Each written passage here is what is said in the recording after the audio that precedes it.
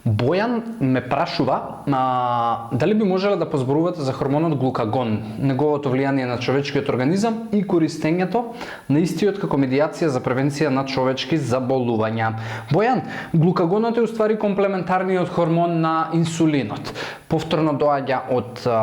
панкреасот и практично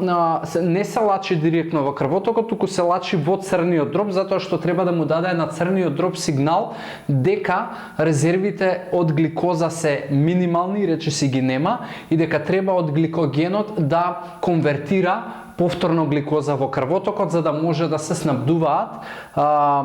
потребите за енергија во телото. Глукагонот практично и панкреасот се го лачи исклучиво во такви ситуации. Прашањето за медијација за човечки заболувања и така натаму не сум доволно сигурен дали те разбрав што ме прашуваш, но како медикамент или како терапија глукагонот се користи ја она што знаме исклучиво кај диабетичари, и тоа диабетичари кои што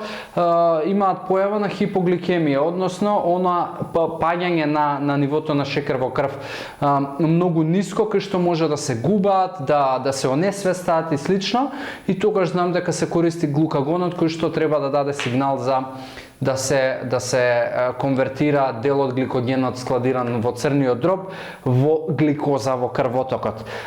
За други третмани, терапии, човекови заболувања, искрено повеќе сум несигурен отколку што сум сигурен да ти одговорам, така да не би зборувал на тема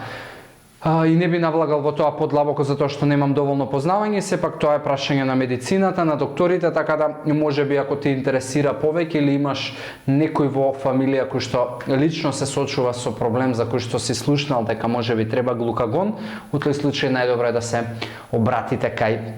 лекар, така да тоа е она што јас го имам да го кажам за овој комплементарен хормон на инсулинот.